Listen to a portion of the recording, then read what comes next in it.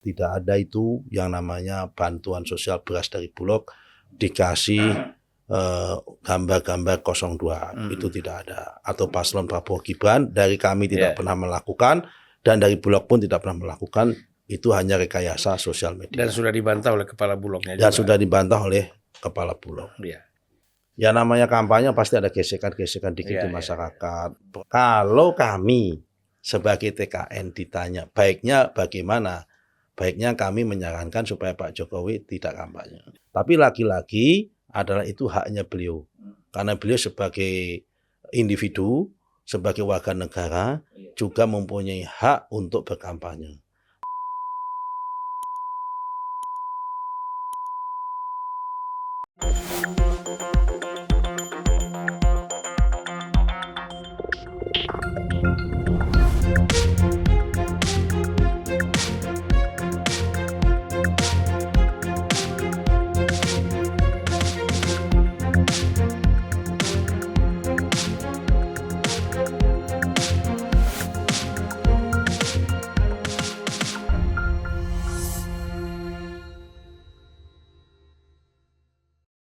Bismillahirrahmanirrahim. Assalamualaikum warahmatullahi wabarakatuh. Waalaikumsalam warahmatullahi wabarakatuh. Apa kabar? Salam sejahtera buat kita semua. Salam juga. Apa kabar Bang Julfan? Alhamdulillah.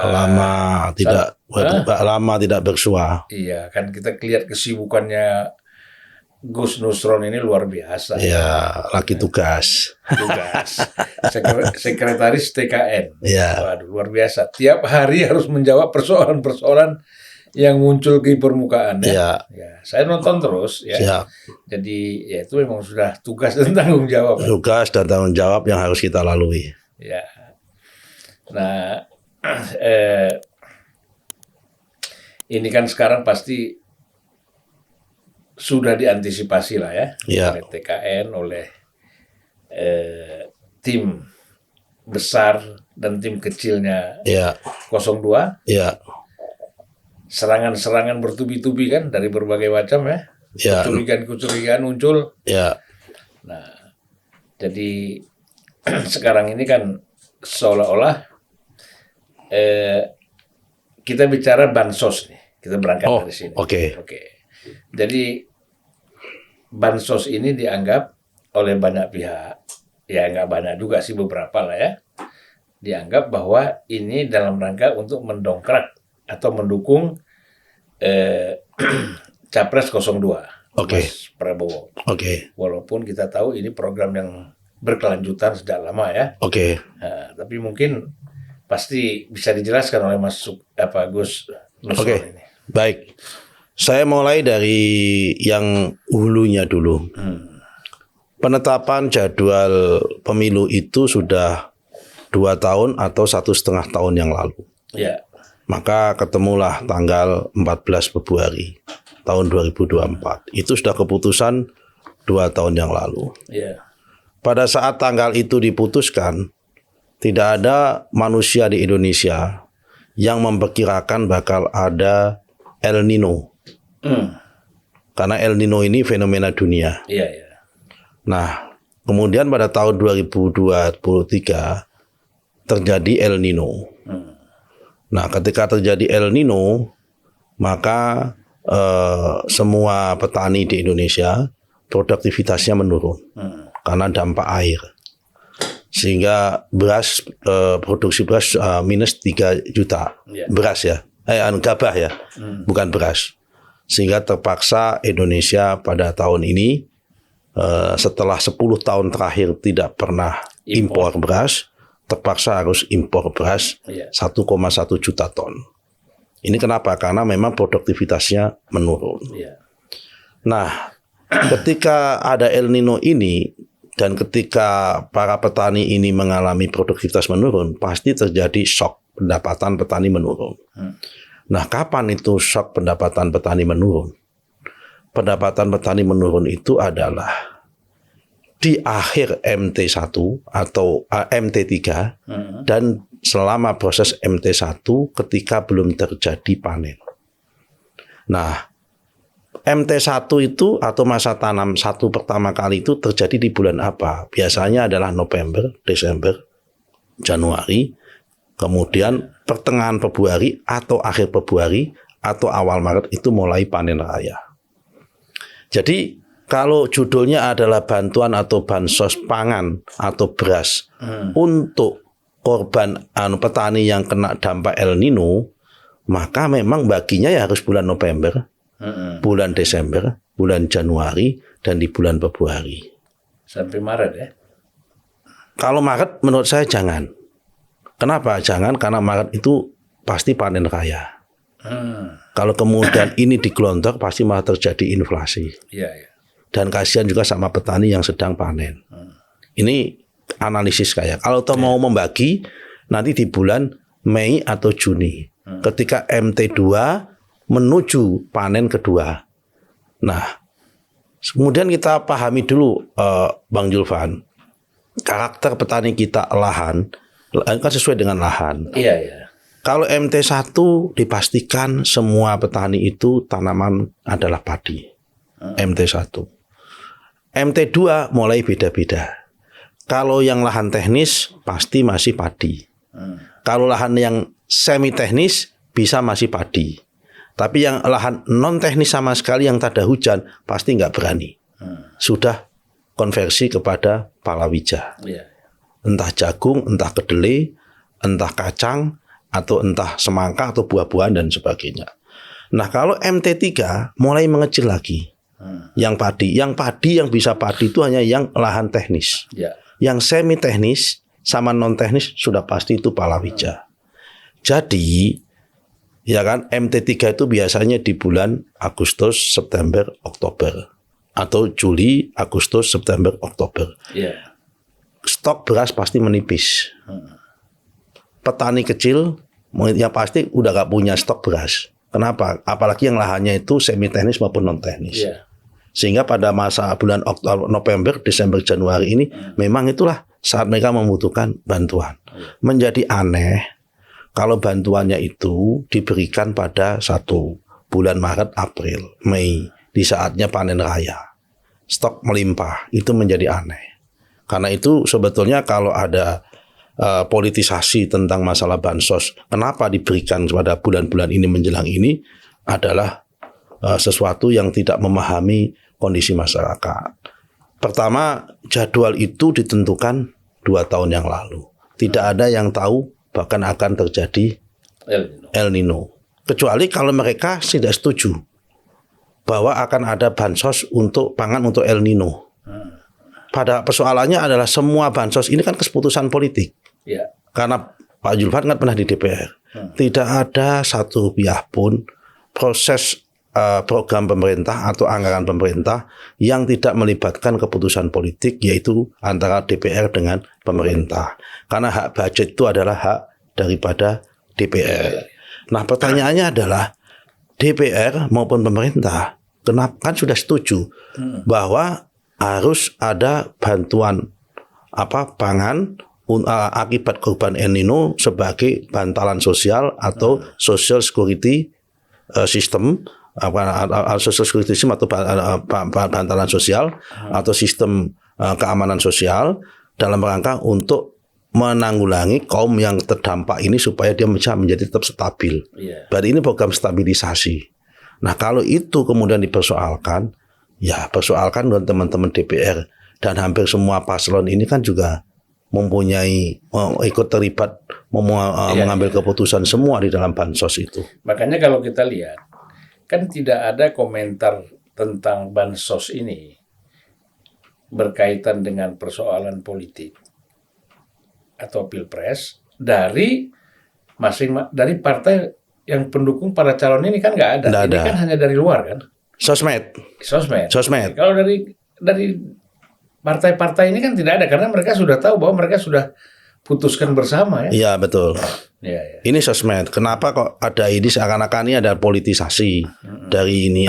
Nanti kalau malah Pak Jokowi atau Presiden tidak melaksanakan keputusan DPR malah dianggap masalah. Ya kan karena dianggap tidak dan mendeliver atas keputusan politik dalam bentuk adalah APBN tersebut. Saya kira kalau soal masalah bansos ini clear. Hanya masalah timing saja dan timing tentang bencana alam adanya El Nino ini tidak ada yang tahu, dan itu tidak hanya menimpa di Indonesia, tapi hampir semua menimpa di kawasan tropis. Itu mengalami menimpa ini, sehingga memang dampaknya kemudian harga pangan menjadi naik karena produksi dunia turun, sementara permintaannya cenderung naik atau tetap atau malah naik, sehingga pasti itu secara ekonomi dan hukum ekonomi pasti harga-harga akan meningkat. Ya. Nah,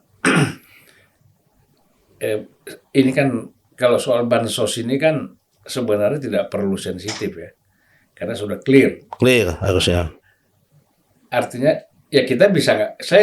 Saya sendiri tidak percaya masa selemah itu. Misalnya ada paket dari Bulog, dibilang ada foto 02, itu kan. Saya justru begini Bang, kalau memang ada itu benar, tidak berbasis hanya rekayasa sosmed, kenapa nggak kemudian dilaporkan ke Bawaslu? Jadi sampai hari ini tidak ada laporan Bawaslu tentang itu. Pada sisi yang lain, Dirut Bulog pun sudah membantah bahwa itu tidak ada. Berarti apa saya menanggapinya itu adalah rekayasa sosial media. Dalam rangka apa? Dalam rangka membuat distorsi informasi kepada masyarakat. Tujuannya apa? Tujuannya adalah untuk membangun opini yang negatif kepada pemerintah Pak Jokowi dan kepada paslon kami, bahwa seakan-akan kami ada abuse of power atau memanfaatkan daripada bantuan sosial untuk kepentingan politik tertentu. Dan itu kalau memang ada, kami tegaskan tidak ada.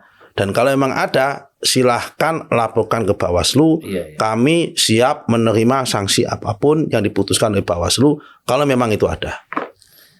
Ya itu, jadi jangan bermain-main di media sosial ya. Ya kan. Kan koridornya semuanya udah ada.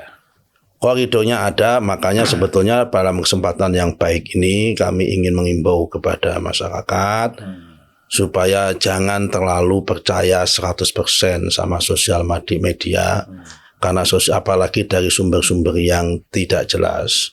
Karena sumber-sumber yang tidak jelas itu, ya kan, kalau dalam bahasa Al-Quran disebut dengan orang fasik. Kan dalam Al-Quran dikatakan in ja'a fasikum binaba'in fatabayyanu. Kalau kamu mendapatkan berita yang tidak jelas dan itu sumbernya dari orang fasik, maksud orang fasik di sini orang yang tidak bisa diketahui siapa kredibilitas orang tersebut, termasuk kayak sosmed itu kan nggak bisa diketahui siapa kredibilitas orang tersebut itu. Fatabayyanu, maka sebaiknya bertabayun atau melakukan klarifikasi. Karena itu dalam kesempatan yang baik ini, saya terima kasih sama Bang Julvan selaku pengelolaan packing Indonesia. Saya jadikan momentum untuk bertabayun atau berklarifikasi bahwa tidak ada itu yang namanya bantuan sosial beras dari Bulog dikasih gambar-gambar 02. Itu tidak ada. Atau paslon Prabowo Gibran dari kami tidak pernah melakukan, dan dari Bulog pun tidak pernah melakukan. Itu hanya rekayasa sosial media. Dan sudah dibantah oleh kepala Bulognya juga. Dan sudah dibantah oleh kepala Bulog. Dan tidak sebodoh itu lah saya kira ya. Saya kira tidak sebodoh itu. Iya, nggak sebodoh itu. Riskan itu kalau bermain-main seperti itu. Sangat riskan. Juga yang perlu dijelaskan barangkali ya, soal gaji ASN nih. Ini kan baru naik nih jelang Pilpres ini. Nah ini ya mungkin ini juga termasuk yang sudah diputuskan bersama DPR. Lagi-lagi sama. Proses pembahasan APBN tentang kenaikan gaji itu dimulai pada bulan April, yaitu tentang pembicaraan ketika pagu indikatif atau rencana pagu. Pemerintah mengajukan itu kepada DPR. Kemudian dibahas. Ketika dibahas menjadi pagu indikatif. Pagu indikatif itu biasanya disampaikan oleh Menteri Keuangan pertama kali pada tanggal 20 Mei. Setiap tanggal 20 Mei itu ada penyampaian pidato yang disebut dengan pagu indikatif. Dari pagu indikatif itu disampaikan di situ untuk dibahas. Salah satunya adalah tentang program termasuk kenaikan gaji. Kemudian dari pagu indikatif itu kemudian ditetapkan, dijadikan menjadi pagu beneran, ya kan, itu pada tanggal 15 Agustus. Ketika pidato Presiden tanggal 16 Agustus. Iya. Itulah menjadi rancangan APBN yang disampaikan oleh Pak Presiden, nota keuangan. Kemudian dibahas lagi oleh DPR bersama dengan Menteri Keuangan menjadi pagu definitif. Jadi kalau kemudian itu dikatakan lagi-lagi politisasi, ini prosesnya dari bulan April. Dan bulan April itu belum ada Prabowo Gibran. Iya, iya. Yang ada pada bulan April itu yang sudah ada adalah Ganjar. Yang sudah mendeklarasi. Anies sudah. Ganjar sudah kan tanggal 21 April. Iya, iya. Nah, jadi ini Prabowo masih belum apa-apa waktu itu. Masih sama Muhaimin rencana waktu itu. Iya. Jadi ini sebetulnya sesuatu yang menurut saya tidak perlu dipersoalkan. Karena itu sudah menjadi keputusan politik bersama antara pemerintah, dalam hal ini Presiden dengan DPR. Mengada-ngada kalau itu kemudian dibahas. Iya, iya. Kalau mengenai Pak Jokowi ini kan udah menjelaskan bahwa Presiden boleh kampanye, Menteri boleh kampanye, semua boleh kampanye, tetapi belum tentu juga dia berkampanye. Iya, kan betul, gitu. betul. Belum tentu dia berkampanye. Tapi kan ini menjelaskan aja posisi ya kan. Posisi bahwa tidak ada hambatan pun kalau mau berkampanye. Betul. Gitu, kan? Dan yang dipersoalkan ini kan tafsir. Iya, iya. Ya kan? Iya. Yang banyak dipersoalkan. Bukan undang-undang yang sudah jelas gitu ya. Itu yang saya lihat begitu. Perdebatan-perdebatan ini lebih banyak tafsir. Nah, kesan ya, ini kan kita bicara kesan ya, Gus Nusron ya, bahwa seolah-olah Pak Jokowi akan kampanye karena 02 ini belum mencapai 50% atau belum bisa mencapai satu putaran. Oke. Ini bagaimana kita menjelaskannya ini? Oke. Pertama saya ingin menyampaikan dulu. Undang-Undang Nomor 7 Tahun 2017 tentang pemilihan umum. Baik Pilpres maupun Pileg, pasal 299. Di dalam pasal 299 itu dinyatakan memang Presiden boleh berkampanye maupun Wakil Presiden. Yeah. Terhadap pasal ini biasa kalau dalam undang-undang itu ada penjelasan. Di dalam penjelasan pasal 299 itu tertulis sudah jelas. Kalau sudah jelas berarti tidak ada bias tafsir, tidak multitafsir karena sudah jelas bahasanya di situ.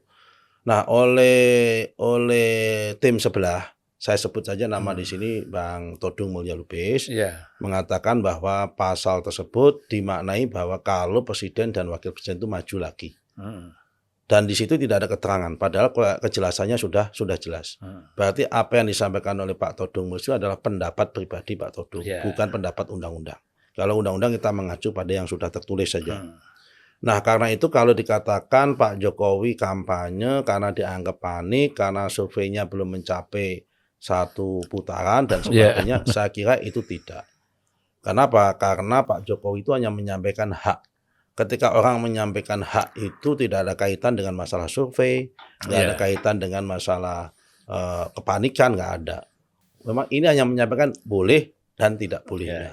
Perkara kemudian nanti Pak Jokowi akan melakukan kampanye, itu haknya Pak Jokowi. Kalau Pak Jokowi tidak melakukan kampanye, ya juga tidak haknya Pak Jokowi. Kalau kami sebagai TKN ditanya, baiknya bagaimana? Baiknya kami menyarankan supaya Pak Jokowi tidak kampanye. Itu jelas posisi kami. Tapi lagi-lagi adalah itu haknya beliau. Karena beliau sebagai individu, sebagai warga negara juga mempunyai hak untuk berkampanye. Karena meskipun dia sebagai presiden, beliau sebagai presiden kan mempunyai sudah diatur dalam undang-undang seperti itu. Tapi kalau kami boleh berpendapat dan menyarankan, ya kami menyarankan sebaiknya tidak. Tapi kalau memang artinya apa? Serahkanlah sama kita masih sanggup kok. Nah, bahasanya begitu. Tapi kalau beliau mempunyai hak karena ingin partisipasi dan sebagainya sebagai bentuk perwujudan bahwa gerakan ini memang harus dilanjutkan, ya itu kita sangat hormati dan ya senang-senang saja, kita happy gitu. Ya memang banyak saran untuk Pak Jokowi tidak ikut berkampanye ya.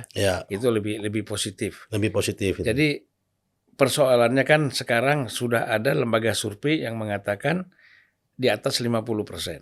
Ya kemarin Denny JA.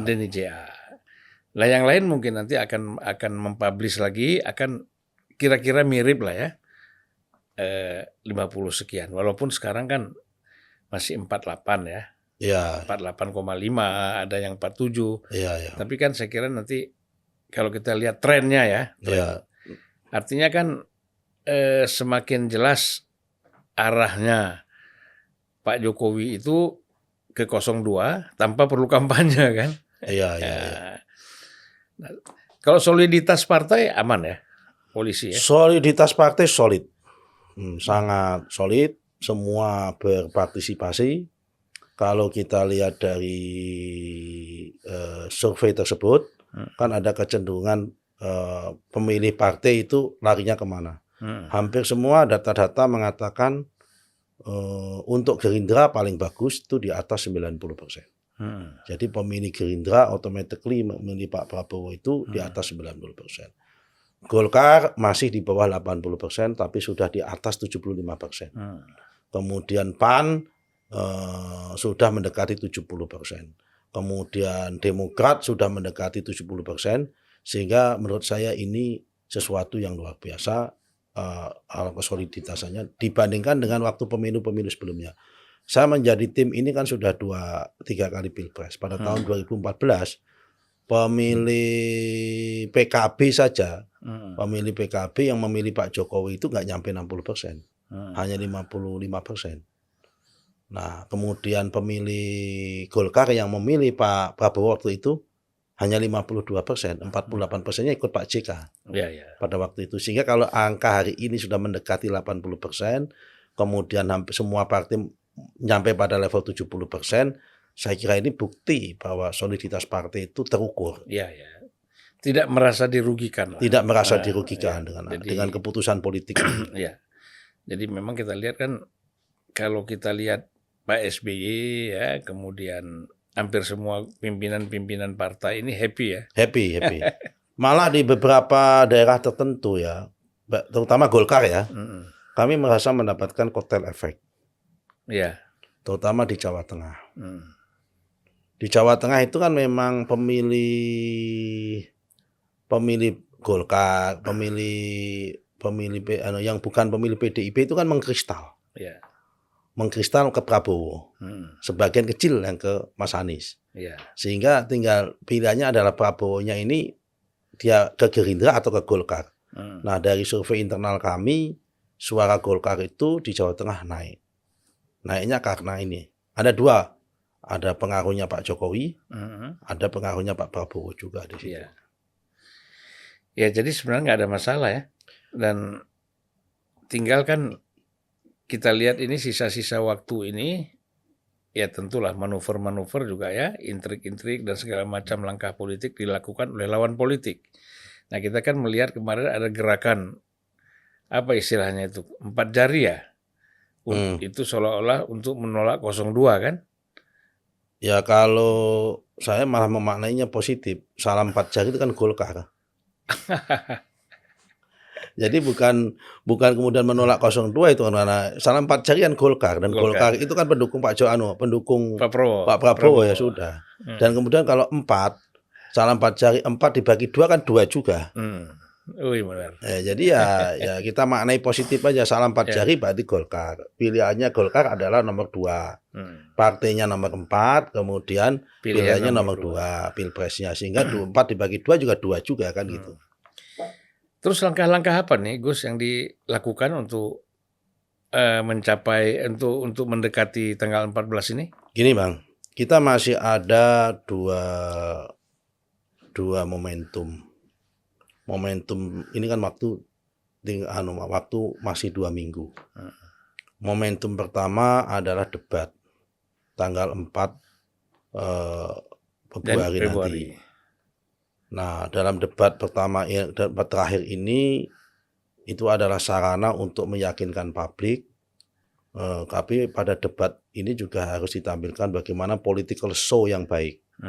Jadi kita harus benar-benar mampu menyampaikan gagasan secara substantif tapi dengan cara yang ringan sekali. Saya yakin kalau dalam debat itu melihat dari watak Pak Prabowo berkali-kali tidak ada keinginan usil untuk menyerang pribadi maupun menyerang menjatuhkan orang lain, tidak ada. Kemudian momentum kedua adalah momentum kampanye terakhir. Itu yang kemudian adalah akan banyak mempengaruhi swing voters. Sejauh mana desain kampanye terakhir itu akan mengena publik. Apalagi kampanye terakhirnya nanti itu tanggal 10 Februari. Kampanye terakhir? Iya, tanggal 10 Februari. Dan 10 Februari itu adalah hari Imlek. Ini juga harus kita pintar-pintar mendesain sentimen publik. Bagaimana kita mengemas kampanye di hari Imlek. Ini adalah satu tantangan. Yang nomor dua, kita harus menjaga momentum. Momentumnya kita jaga. Saya yakin kawan-kawan sebelah itu sedang ingin menciptakan momentum baru. Yaitu adalah momentum isu dengan isu pemakzulan. Pasti akan melakukan apa yang kita sebut dengan mobokrasi. Dengan berbagai dalih dan alasan tidak mengakui hasil pemilu dan sebagainya. Kemudian akan mengisukan kabinet banyak yang mundur dan sebagainya. Kan udah dijawab tuh kemarin sama Sri Mulyani. Ya kan, katanya Bu Sri Mulyani mundur, makanya dia jalan mundur kemudian terus kemarin itu di depan istana gitu. Nah, saya kira ini adalah hal-hal yang harus kita jaga. Kami tidak pernah meremehkan satupun isu, termasuk isu tentang pemakzulan. Itu pun selalu kita antisipasi. Tapi kalau sampai terjadi pemakzulan, ini adalah tragedi demokrasi yang kurang baik. Karena sekali lagi, ini adalah presiden pilihan langsung, tidak ada tradisi pilihan presiden langsung itu dimakzulkan di tengah jalan. Bang Julfan ingat, kita pernah sekali punya sejarah sidang istimewa. Mungkin Pak Julfan waktu itu menjadi pelaku ketika Gus Dur dijatuhkan. Itu pun Gus Dur kan pilihan DPR, pilihan MPR, dijatuhkan oleh MPR. Luka pendukungnya Gus Dur terhadap figur Amin Rais. Sampai hari ini tuh belum sembuh. Jadi kalau lihat nama Amin Rais itu udah langsung peyoratif gitu. Kayak menimbulkan luka lama begitu. Ini kan nggak bagus sesuatu yang seperti itu. Itu Gus Dur yang dipilih oleh MPR. Hanya 500 sekian orang waktu itu. Apalagi ini adalah Pak Jokowi adalah pilihan presiden langsung. 200 juta rakyat. 200 juta rakyat dan yang memilih Pak Jokowi itu lebih dari 100 juta. Kalau toh dia kemudian ada mobokrasi, katakanlah 1 juta untuk melakukan mobokrasi itu. Kan yang 100 juta ini nggak diem. Mungkin diemnya tidak bisa bergerak, tapi diem kan menyimpan luka.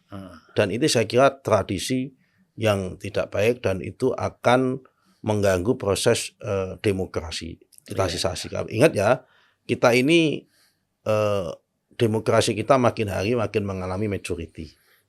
Dan kita ini masih mencari bentuk. Dan kalau kita kembalikan pada tesis lama, teori lama, Guillermo O'Donnell tentang transisi demokrasi. Setiap masa transisi demokrasi atau demokrasi yang menuju proses maturity itu selalu mengalami gangguan, dan kalau kita gagal melakukan itu, maka yang terjadi adalah sebaliknya. Kita tidak akan menjadi negara yang demokratis sebenarnya, tapi malah kita justru akan terjebak pada negara yang jauh lebih otoriter daripada masa otoritarian sebelumnya. Saya kira ini sudah on the track, kita harus jaga. Dan saya kira kan itu hanya gerakan beberapa orang, ya. Artinya memang sudah banyak dibahas juga bahwa gerakan-gerakan seperti ini kan agak sedikit sporadis ya. Karena kan pendekatannya itu bukan pendekatan politik dalam pengertian ingin melakukan perbaikan. Nah, ini kan emosional aja. Saya memaknai bisa dua itu. Pertama, bentuk kepercayaan sama pemerintah, kampanye untuk tidak percaya sama pemerintah. Yang kedua, makna kedua adalah bentuk ketidakpercayaan terhadap pemilu. Dan sesungguhnya orang yang tidak percaya terhadap pemilu adalah orang yang selama ini dan tidak siap kalah di dalam pemilu tapi masih ingin berkuasa. Ya. Jadi sesungguhnya gerakan ini bisa makna yang kedua adalah orang yang ingin merebut kekuasaan tanpa proses pemilu. Atau orang yang masih ingin berkuasa tanpa proses pemilu. Nah, itu yang bahaya ini sebetulnya, karena kekuasaan di negara modern dan sistem republikan seperti Indonesia ini, satu-satunya sirkulasi kepemimpinan yang terbaik adalah pemilu. Ya, tapi kan cara-cara seperti ini nggak mungkin berhasil lah ya. Saya kira nggak bakal berhasil, karena cara-cara seperti ini kan memang tidak mendapat dukungan rakyat ya. Nggak bisa lah. Tapi ya itu hak orang ya untuk melakukan apa saja. Sepanjang masih opini, itu dananya wacana dan pidato sih itu hak. Tapi kalau sudah melakukan gerakan massa yang mengarah pada itu bisa jadi masalah. Ini kampanye terakhir nanti 10 Februari hari Sabtu. Katanya Pak Jokowi mau hadir ya? Sampai hari ini kita belum mendapatkan konfirmasi. Sebagai tim kami belum dapat konfirmasi. Dan itu bareng ya di Jakarta sama Paslon 01 ya? Ya, di Jakarta sama Paslon 01. Yang kemarin kita lihat di Cirebon ya. Cirebon itu waktu Ganjar itu acara dengan slang ya. Itu agak terjadi kericuhan itu. Ya, saya tidak tahu ya Pak ya. Saya tidak mengikutin ini, tapi saya dapat laporan ya memang ya namanya kampanye pasti ada gesekan-gesekan dikit di masyarakat, problem knalpot, problem ini gitu kan, membuat kebisingan, orang jadi nggak nyaman kan banyak sekali. Tapi kami sudah menghimbau kepada teman-teman yang akan berangkat kampanye di kita supaya tidak menggunakan sepeda motor dengan knalpot blong, karena itu pasti akan mengganggu kenyamanan. Selain itu juga dilarang undang-undang lalu lintas. Ya pasti jadi memancing keributan ya. Memancing keributan. Saya kira selama sudah diantisipasi dengan baik, pastilah persoalan-persoalan kerusuhannya itu bisa diatasi. Apalagi ini kan kadang-kadang diprovokasi oleh beberapa orang yang kemudian menyulut pihak lain itu ikut kan gitu. Iya, betul. Apalagi kalau udah diajak naik ke panggung. Betul. Betul. Nah, diajak naik ke panggung rame-rame, orang ada yang kena minuman keras juga. Ya. Nah, itu pengalaman kita sebenarnya bukan hanya persoalan kampanye politik, tapi juga itu terjadi dalam pertandingan bola dan lain-lain. Pertandingan bola, konser, pokoknya di mana-mana ada kerumunan pasti akan menciptakan potensi gesekan, itu selalu ada. Apalagi kalau ini potensi gesekannya itu ada semangat kompetisi. Kalau konser kan tidak ada semangat kompetisi. Bola ada semangat kompetisi, tapi kan tidak sekencang Pilpres itu kalau ininya. Jika potensi arah untuk itu ada. Kami sedang menunggu ini upaya-upaya dari pihak keamanan, karena memang jadwal kampanye kita itu bersama tanggal 10. Ya harusnya keamanan itu bijak dan adil. Saya yakin keamanan juga bijak dan adil. Kami sudah mengajukan izin terlebih dahulu. Kita minta waktu antara siang sampai sore gitu. Mungkin karena kebijakan itu ya mungkin harus berbagi supaya nggak terjadi mungkin yang sebelah itu diarahkan oleh pihak keamanan biar pagi atau bagaimana gitu, supaya itu pun masih menyisakan masalah. Karena loading orang kalau dalam jumlah besar itu kan tidak cepat, masih butuh waktu lama juga, dan ada potensi dari pagi bisa ke tempat yang sore kan? Iya, bisa ketemu ketemu di jalan kan.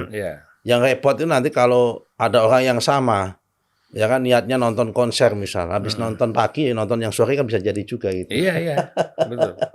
Ini masalah ada konser kan? Iya. Nah, itu mereka bukan nonton kampanye juga, mereka mau lihat konsernya juga gitu. Atau yang kedua ada juga Bang, ya kita juga pernah muda kan, di mana ada keramaian tuh ingin melihat atmosfernya.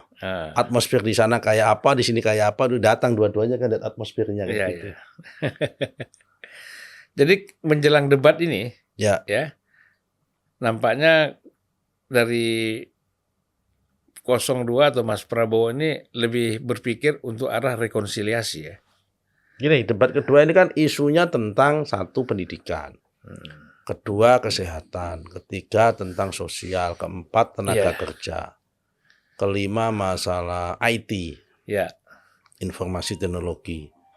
Jadi kalau bisa disimpulkan ini dunia kesra lah, ya kan, rumpun di bawah Kemenko Kesra lah kira-kira ini. Di dalam rumpun Kesra ini kan kita mempunyai dua program unggulan yang sudah kita selling, kita jual ke masyarakat, yaitu yang pertama, yang itu sudah tertulis dalam Asta Cita. Yang pertama adalah pemberian makan siang gratis buat semua anak Indonesia yang sekolah, totalnya 83 juta, dan ibu-ibu hamil dan susu gratis. Itu adalah salah satu program unggulannya. Kenapa itu semua dilakukan? Dalam rangka untuk mempersiapkan generasi Indonesia supaya lebih kompetitif, lebih kuat, lebih berdaya saing dan sebagainya. Yang nomor dua, kita ingin membangun sekolah unggulan di setiap satu kabupaten. Supaya lebih ada pemerataan sekolah, terutama sekolah SMA, sehingga tidak harus orang Aceh seperti Bang Julvan dulu, supaya lebih kompetitif itu sekolah SMA-nya ada yang di Jogja, ada yang di Jakarta, orang Makassar ada yang sekolahnya di Surabaya, orang NTT ada di Surabaya dan sebagainya untuk sekolah SMA-nya.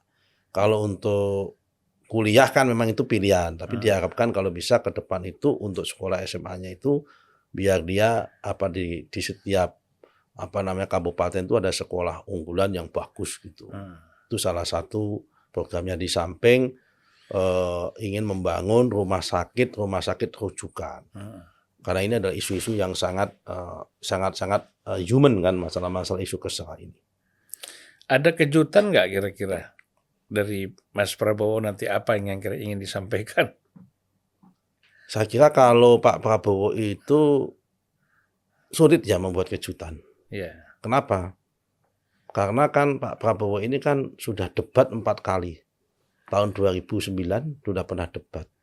Tahun 2014 sudah pernah debat. Tahun 2019 pernah debat, dan sekarang debat 4 kali. Mungkin kejutannya hanya satu. Lebih banyak tertawa daripada sebelum-sebelumnya.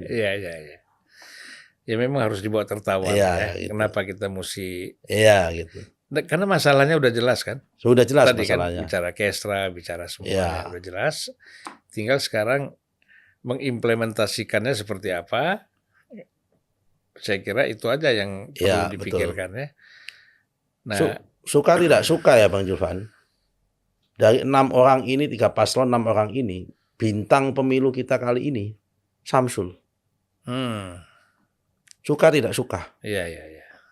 Bagaimana anak muda yang semula dicemooh, diremehkan, dianggap belimbing sayur, dianggap tidak bisa apa-apa. Dia tampil karena proteksi orang tua sama pamannya, begitu misal, dengan isu-isu yang negatif lah. Tiba-tiba debat tampil mengejutkan dan bagus sekali.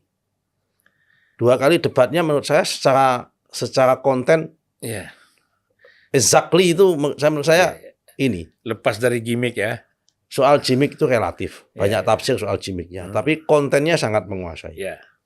Nah, untuk ukuran anak semuda itu, saya yang anggota DPR 20 tahun aja, baru tahu juga istilah tentang LFP kemarin.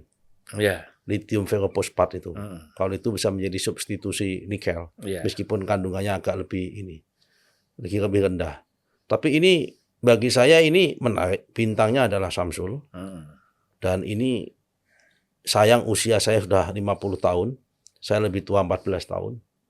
Makanya dalam kesempatan ini akan saya sampaikan, ini adalah blessing buat bangsa Indonesia.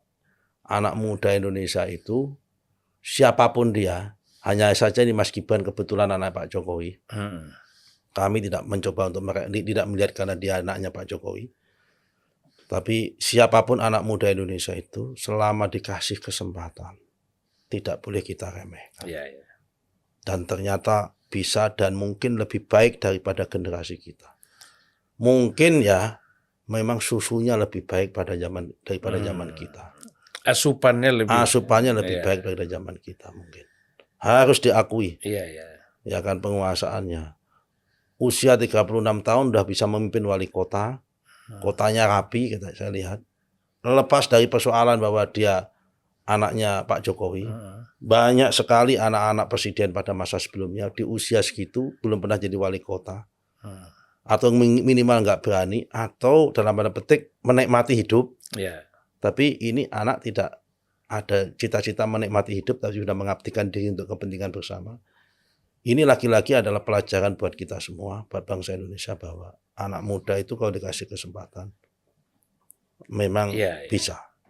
Karena itu Pak Prabowo dan Mas Gibran sudah bertekad pada masa yang akan datang, pada pemerintah yang mendatang akan lebih banyak melibatkan anak-anak muda. Betul.